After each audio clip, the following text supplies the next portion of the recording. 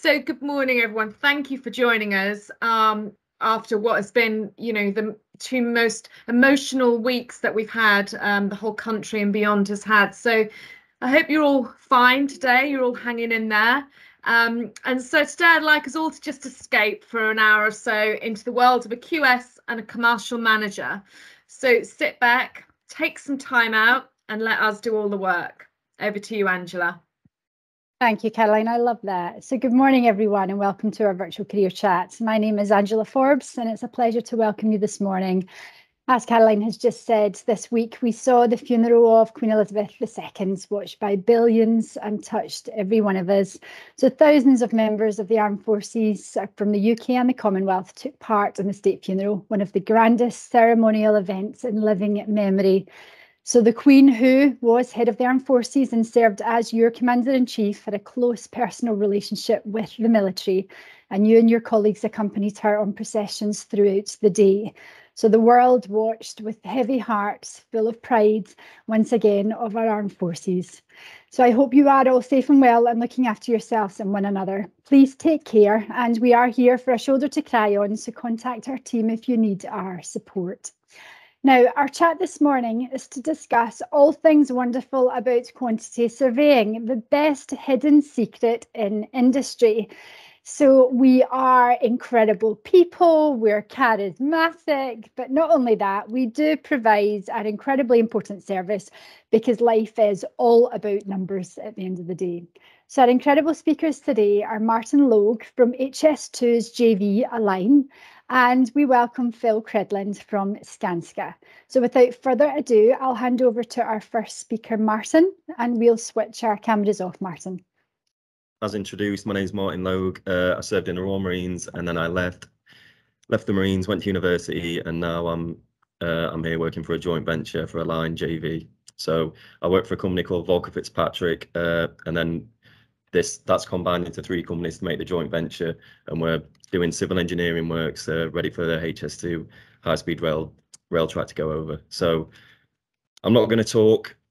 I'm actually new to the industry, so I've left relatively recently, and I'm actually still technically studying. So when I left Marines, I did a sandwich degree. So, well, I'll start a little bit before that. So to get to university, I didn't have no A-levels or anything, and when I was leaving, I basically wanted a career that keep me on my toes, that had a lot of room to grow, and one where my career could be in my own hands, and it'd be sort of dictated by how hard I worked and things like that. So I wanted to get in sort of the professional arena. I did an access course in law. I was looking at getting into law, maybe business, maybe engineering, and it was almost, there was sort of too many options. And as Angela said there, quantity surveying it's a bit of a secret, and it's something you sort of end up falling into. So sort of combines a bit of business, a bit of law. You deal with contracts. Obviously, there's numbers there as well. So it's sort of, and it's based around adding value to sort of engineering projects as well. So it's literally got engineering, business, law, sort of finance all put together. So yeah, it just looked interesting. So I did an access course in law, which got me the UCAS points to apply to university. And then when I went to university,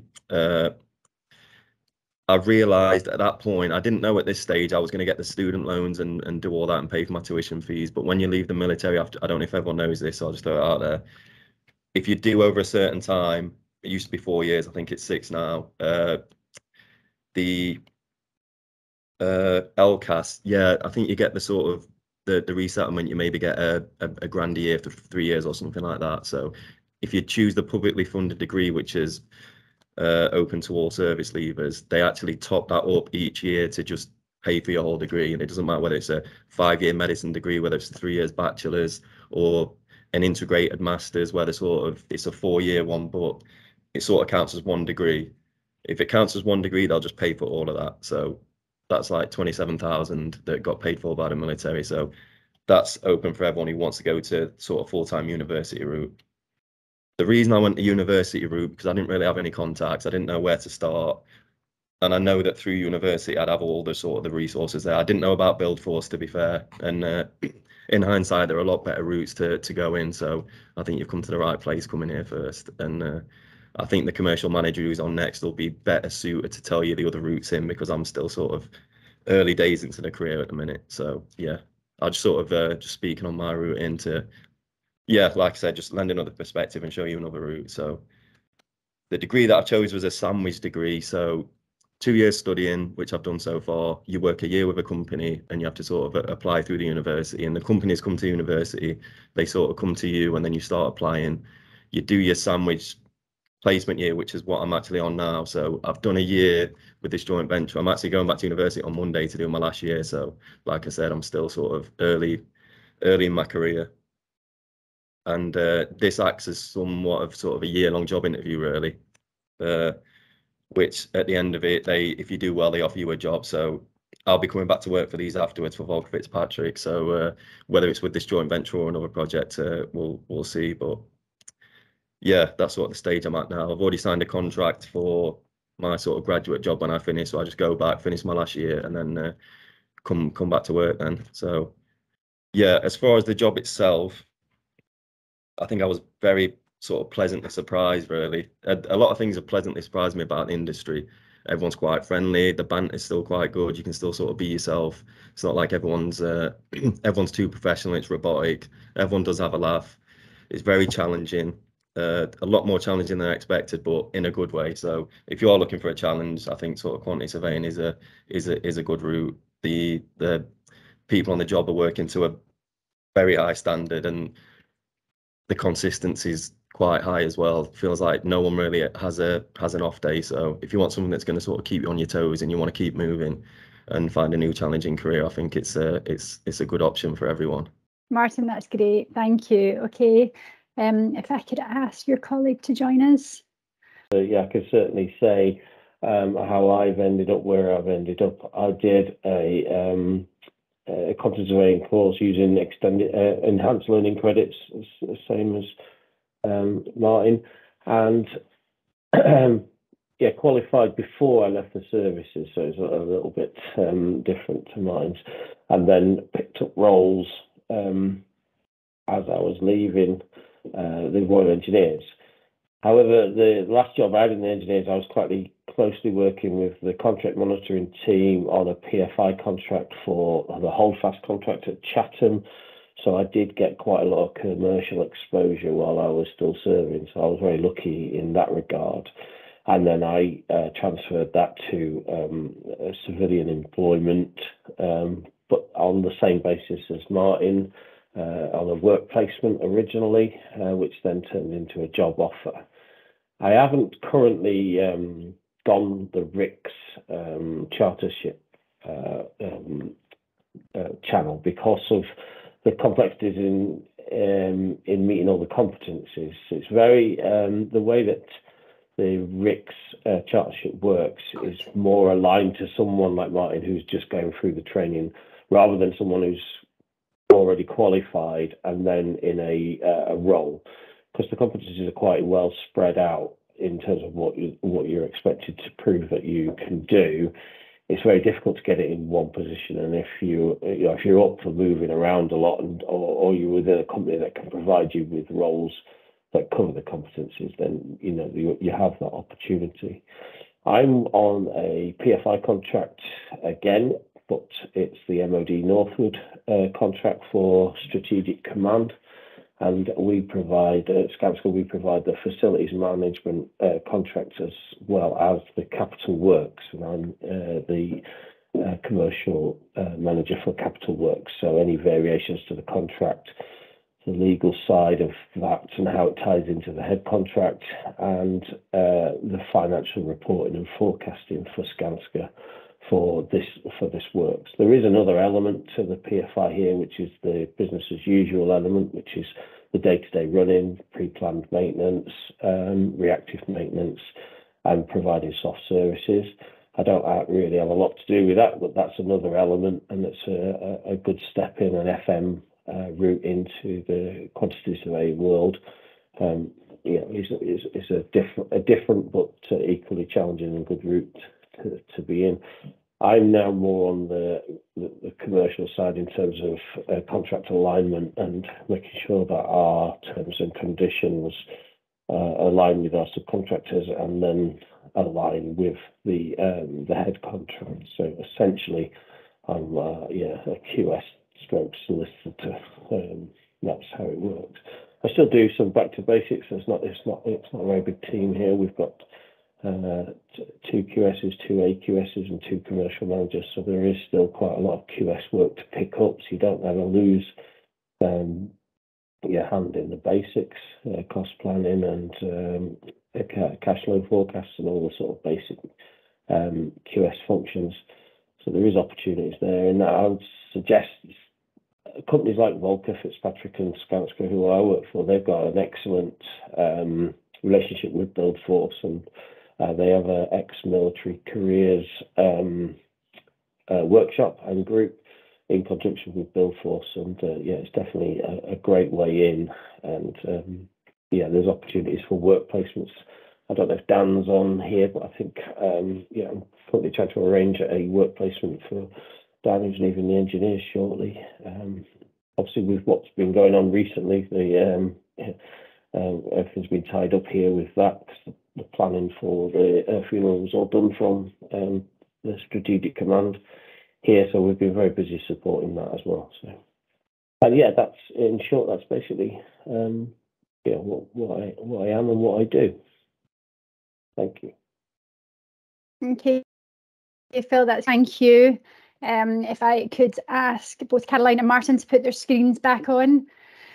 And just whilst they're doing that, so I have been particularly looking forward to this chat this morning. So my trade is a QS. I'm a fellow of the ICS, and when someone asks me what a QS does, again, you've heard the themes this morning. It's anything to do with numbers, procurement and contracts on our construction projects. So if you think of it as the QS discipline can fork into a few different areas. So at the start of the process, whilst the design team's off drawing, you'll get your team of cost consultants. So they will work alongside all the other consultants, work with the client, and they'll start drafting budgets, which is your cost plan, and for the client at the start of the job. And they'll continually report against that cost plan as we go through the construction of the project. Then as the drawn pack's there, your cost plan's there, your client and their consultants will go out to industry and start getting the big major contractors to start pricing up this project. Once the major contractor is appointed, they will then turn up ready to deliver out the job. Now, part of that delivery team are the team of QSs or commercial managers, and they manage the procurement, the contracts. So they will break this big project into little sub packages, and they will procure those packages, they'll execute them into subcontracts, and then they manage monthly valuations, change control, agreeing final accounts, both upstream and downstream. So again, anything to do with the numbers. So the QS, and the reason why I particularly enjoy my career, is you're holding the purse strings and everything comes back to profit at the end of the day. So whether you're reporting the outturn cost of the project, whether you're reporting profitability of that package or that project, it's the one question everybody wants to know. So it definitely, you're a key part of the team. And at the end of the day, if the job is profitable, sometimes that's what deems it a success. So for me, it's a thoroughly enjoyable career, but one where you can actually be wearing a couple of sub hats within it. So every day is different. And as you've heard from Martin and Phil, and we'll go into it a little bit more in terms of what they do, but as you heard from Phil, he's over in the contract space at the moment. So he'll have a head contract and he's going back to back with his supply chain. And Martin, very much on his year out placement, he's going to be dabbling in lots of different things, but he's sitting within that main contractor at a line. So he'll have a client above him and he'll have his supply chain and subcontractors beneath him. So that gives you a hint as to the types of things that he's going to be doing on a live project. Okay, so what we'll do is we'll kick off with a couple of questions. If you do have any queries, put your hands up or write it in the box and we'll kick us off. So my first question to Martin. So thank you for kicking us off this morning, Martin. And I appreciate you are a full-time student. So you've decided to go to university full-time on a degree sandwich year-out placement. So that's where you're at the moment. Why did you decide to study full-time after your military career? Why not go day release? Yeah, originally it was for lack of a better idea, to be honest. I didn't really... I was looking at the routes. I sort of based it on looking at sort of the chartership route to become a member MRICS, and the routes there.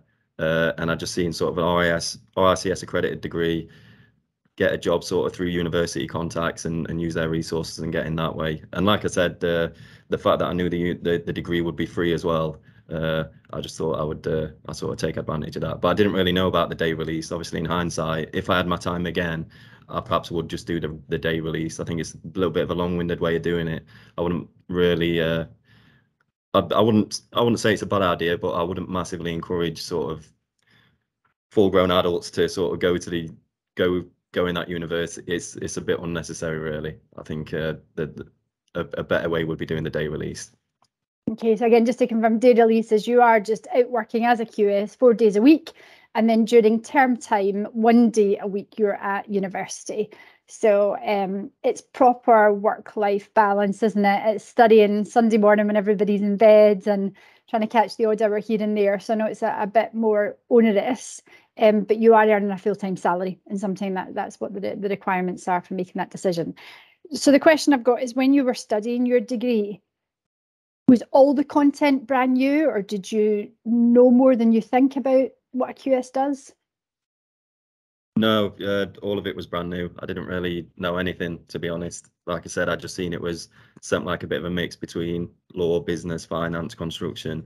So yeah, I didn't really know what to expect, and even coming to the job, I didn't know what to expect when I started this placement year, and it was way different than I thought. But like I said, in a good way, it was a lot more challenging. People working to a way higher level than what I imagined, and it really sort of put it on my toes of like, right, you're in if you want to be good at this, if you want to be up there with the likes of yourself, like you've really got to step it up. So it gave me a new lease for life, to be honest. Yeah, it's I would actually recommend the career to anyone who wants a hard career that's gonna be challenging.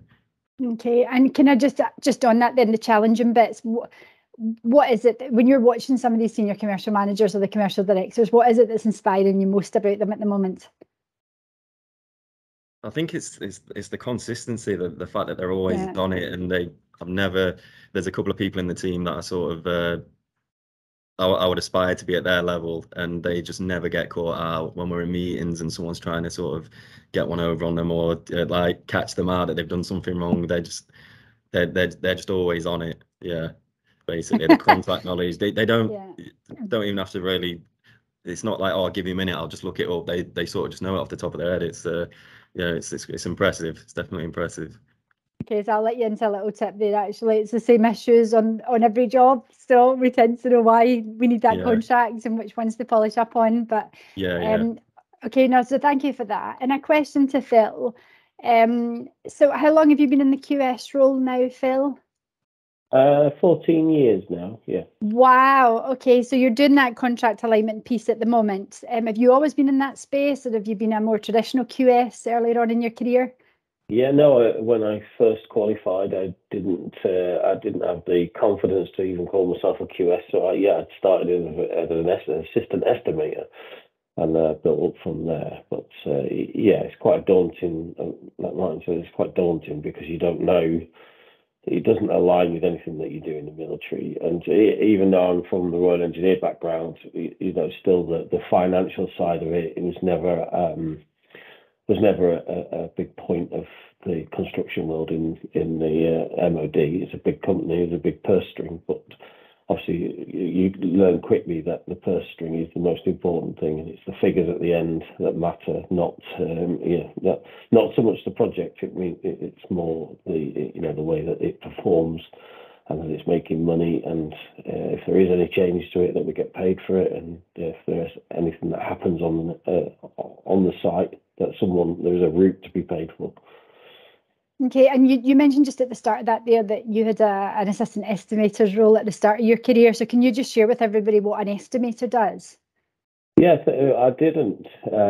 Although qualified as a QS, I didn't have the confidence to write that on my CV. So the estimator role seemed to be like one step down from that in terms of you're just responsible for one element of the proposal. You're either doing a material takeoff, or you're asking subcontractors to add prices to a scope of works, and you're putting the packages together rather than having overall control of the submission and the package that a QS does. So it's basically feeding into a quantity surveyor. But as you go up in the estimating world, a senior estimator is quite a responsible job and a very well paid job as well. And they're putting together massive packages and proposals for submissions for multi-million pound projects. So not something I was comfortable doing for long term, but definitely, it definitely was a great way in.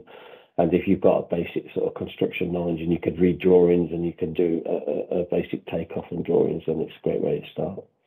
And it's a dying trade as well, aren't they? These guys have just got rates on the tip of their tongue, haven't they? Thousands of them. I think that happens to every QS, though. I mean, there's so much worthless and useless knowledge that you retain. But rates, you're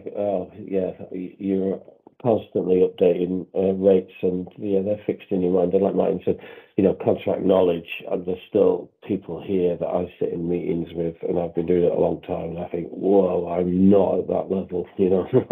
I've got imposter syndrome there.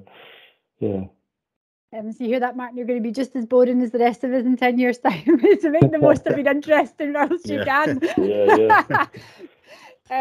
Right, okay, so I think probably what this is demonstrated in is that within this kind of QS discipline, there's lots of different areas, and where you're sitting within this kind of contracts piece at the moment, Phil, I've known a couple of QSs that have then went on to become arbiters or adjudicators off the back of that. They've really explored that area.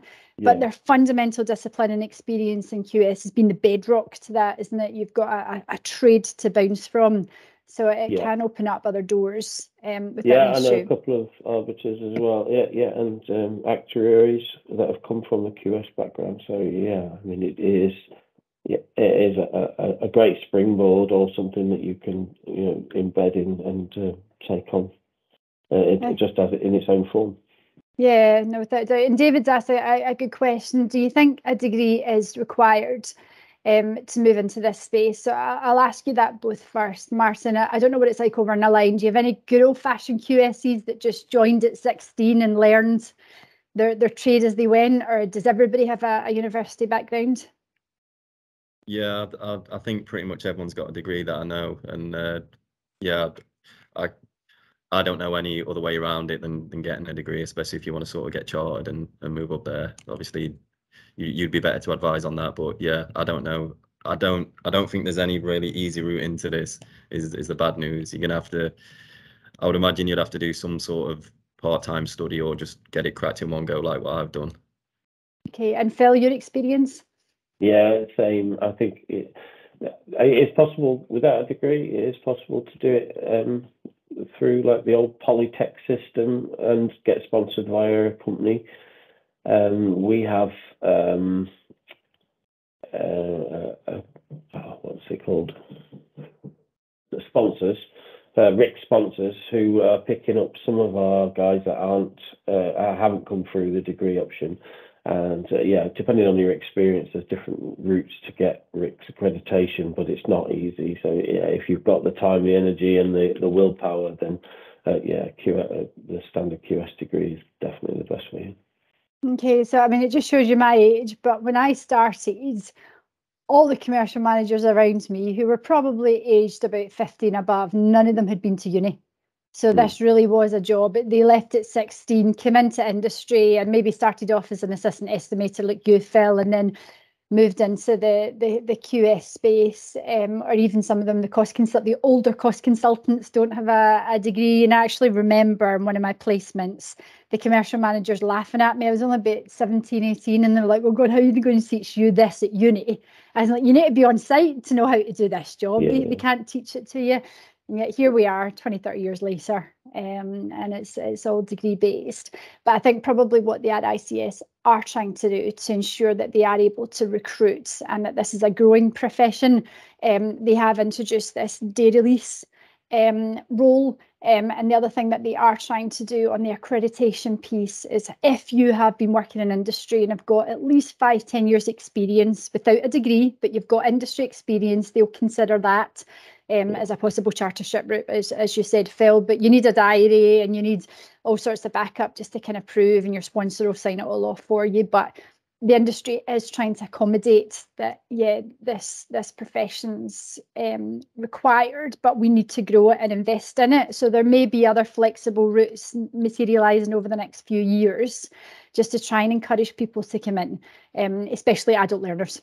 The other question, the second part of David's question, is with LCAS and through CTP, are there any modules that you would recommend that they go off and study? Any contract awareness courses or anything that you think would help them? Martin, I'll ask you first. Yeah, I'm not sure, to be honest. No, that's okay. In the form of sort of a short course that you could use your LCAS on. No, sorry. No, that's okay. You're going through the university route, so it's all your pathway is clear, and it's Anything for you, Phil? Any courses that even you've attended in your career? I mean, even right down to SMSTS, the health and safety CDM regulations, just that construction knowledge. HNC in construction studies, something to give you a background. But if you are coming from a Royal Engineer background, your construction tasks that you've carried out throughout your career will definitely give you a great springboard. But yeah, those LCAS health and CTP health and safety courses, they all touch on an area in construction that is definitely useful and good knowledge, a good knowledge base for you. QS for. So, Martin, a question to you. If anybody is watching this and they're intrigued and they're looking to learn a bit more, you said getting to site really opened up your awareness of this discipline. Would you recommend a work placement for a week or a couple of weeks shadowing a QS? Do you think that should be the next step for those interested when they leave the armed forces? Yeah, 100%. I would 100% encourage that. It's gonna start your networking off anyway, and 9 times out of 10 you'll probably be talking about jobs after that week that you spent. And I think it is it's something that I think you need to see it to understand what it is. It's quite hard to explain what a QS is, really. Obviously you did a good job at explaining it, but when you actually hear, it's probably got a reputation of, people might imagine it would be a boring job, but it's quite the opposite, to be fair. It's quite interesting, and it's good to see how people operate when they're doing the job. So yeah, I'll definitely advise people to not shut it off and definitely go for a week and do a bit of shadowing, and just see it as a week-long job interview sort of thing. So yeah, I think it's the best way to get in and get to know people. Recommend it. And Phil, to you as well, do you think a work placement is a good idea, and where should you look to do work placement? Within a big cost consultant, within a main contractor? Where do you think they would be most insightful for that week or two? I think to go with a main contractor would be a good starting point, and choose a main contractor that has a military network already embedded. That can be sort of build forces way in through there as well. I know that you work closely with Skanska, so I think that's the best way, just to get a look. The longer the better, really, if you can get the time. If there's a bit of gardening leave to be had before leaving, we can do a month, 6-month work placement. We could even do a funded work placement. So yeah, there's plenty of options. And Caroline, a question to you. Obviously the mentoring programme is key to this. I think just having a coffee and a cake with a QS, or having a chat on the phone for an hour or two, can really bring the discipline to life, especially if they're a veteran, because they can share how they did it. So the mentoring programme, you think, is a good start as well? Yeah, I mean, a bill force, once you've been inducted, you're hooked up automatically to a mentor according to your skill set and location. And then, like Phil said, if you've got time, if you've engaged early, get you on site. And like Angela was saying, it's not classroom based, it's living and breathing, it's seeing what a QS actually looks like. We've had some candidates who after 3 days on site have said, thank Christ that isn't for the rest of my life. So we've helped them decide that isn't for them. And then They weren't equally, QSEs. They they weren't weren't. QSEs. He was a I'm site thinking. manager, to be fair. And then equally, we've had someone on site who, after 3 days on site, the employer said, "We've got to find that guy a job." And a week later, he was, employed. So they really are a good way in. And like Martin alluded to, it's starting that engagement, starting that networking. It's not just with that employer. You'll often find their joint ventures on site or their contractors on site. So it's just getting in there and getting that industry knowledge and experience, which is what we do. Okay, well, hold your phone, Caroline, because I think everyone's going to be rushing to you to be a QS. You get yourself ready. Right, okay, so for the people that are listening then, what should they do next? Do you find an employer or do you find a degree? What's your advice? Martin, we'll start with you because you've gone through the process recently. Yeah, if you want to get straight stuck in, which I probably would advise, to be fair, contact all the construction companies. Even when I was at university in my first year, towards the end of my first year, and I was applying for my placements, I probably applied to like 30 different companies. So don't underestimate how many you need to apply to, really. I did get quite a lot of replies, to be fair, but yeah, obviously go far and wide with it and see who gives you the best deal, and just let them know the situation. And it can happen quite fast. You can be chatting with someone and it can kick off in the next couple of weeks. You can be on site and they'll set you up with a course and they'll sort it all out for you. So yeah, just employers. And if you don't know where to start with construction companies, obviously you can use the resources in Buildforce. Feel free to even message me personally on LinkedIn or whatever after this, and I can point in the directions of the main sort of companies. Yeah, and you can go from there. But yeah, just you just go for it. Don't overthink it. Even just a casual email to start with to like HR or something, and they'll point you in the right direction. Okay, and for the day release program then, so where you are working and you are studying, which comes first? Which one should you be looking to do? Apply to the employer to get on a day release program and then apply to the university afterwards, or run both in tandem? Yeah, I'm pretty sure you would go to the company first, and then they'd set you up with your day release at a local university. I know here at Align they do it. So you join up and you come here first, and then they set you up with a degree. So okay, yeah, and we have a graduate program here that does the same. And both your graduate programs started in September. Was that the intake for that year? Yeah, I think is there one in Manchester that does a January start. So just shop about until you find the one that's right for you. But again, the key themes that are coming through from this is, if there is any interest at all in pursuing this as a discipline, contact Caroline in the first instance and let's get you a QS that's a mentor. And let's start asking those questions. They can even have a Teams meeting with them, and they can start bringing up some documents and showing you what some of this looks like. Get back to Caroline or through Martin or Phil, arrange some work experience. So get yourself out on site and spend time with the QSEs just to make sure that this is definitely what you want to do. Caroline? Yeah, also, sorry, just to say, we also have our bespoke online learning modules, and one of them does focus on QS and the different ways in. So whether you're going like Martin has, or the day release, so it's all in that module as well. So again, if you're a registrant with Buildforce, you can access that module amongst our others. Okay, so just really explore this further to make sure that your perception versus reality, make sure that this is what you want to do. Again, every QS loves what they do. They will sell you the dream. So the more QSs you speak to, you'll probably just get a wider understanding of how vast this role can be. And again, some QSs may have specialised in certain areas, so just bear that in mind. You're just looking for that full wide explanation and understanding of what the role is. And the RICS piece comes at the end. Once you've graduated and you're working, you can then go on and get chartered. I'm sure with RICS you can actually join as a student member. I think it's about 50 quid a year, and that gives you some access to some of their modules and some of their online literature. So it's another way. You might even get a free couple of weeks, so maybe look at the RICS website just to start navigating your way around. Okay, again, if you do have any questions, just raise your hands. Last question to both Martin and Phil. Are you both actively recruiting every year? Is there an intake for QSEs? Martin, to you first. Yeah. Vogue Fitzpatrick do take people on for placements at university and graduate roles. So that's sort of in line with the academic calendar. And I think apart from that, they're just always recruiting and always looking in certain areas. Kate and Phil. Yeah, and same here. We've currently got 2 vacancies, and ex-forces would definitely be considered for both ways of entry, through either the graduate or through the day release. So yeah, we're currently recruiting. Okay. The other thing that I'm going to we'll share with you is there are a couple of assistant QSs. So it's a little bit of a QS role with a bit of admin in there as well.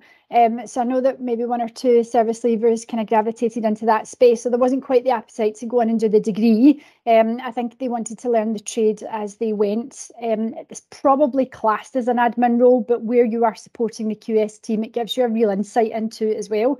So there's maybe something there to explore otherwise. Okay. Right. Well, listen, I think probably, I mean, I've loved the chat this morning, you can probably tell. But a quick thank you to Martin and Phil for sharing their contribution today. The discipline, I think, is absolutely fascinating. The opportunities are there. Every single company in construction is recruiting for QSs. So it's certainly a viable option for many of you. So do get in touch if you have any questions, and we will help you take this further. And I'll pass back to Caroline for some insights and to close. Thanks to you both. It's been brilliant and really nice to see those 2 different levels, the full-time student and then Phil, who's been at it for years, and look where he is. He's brilliant, absolutely brilliant.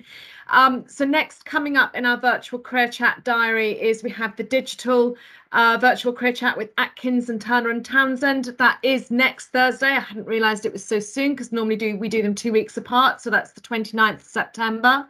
And then also, you know, do not forget our face-to-face Armed Forces Insight Day on the 13th of October. There'll be about 40 of our employers. Skanska are there, HS2 are there, amongst many others across the whole sector, discussing every skill set possible.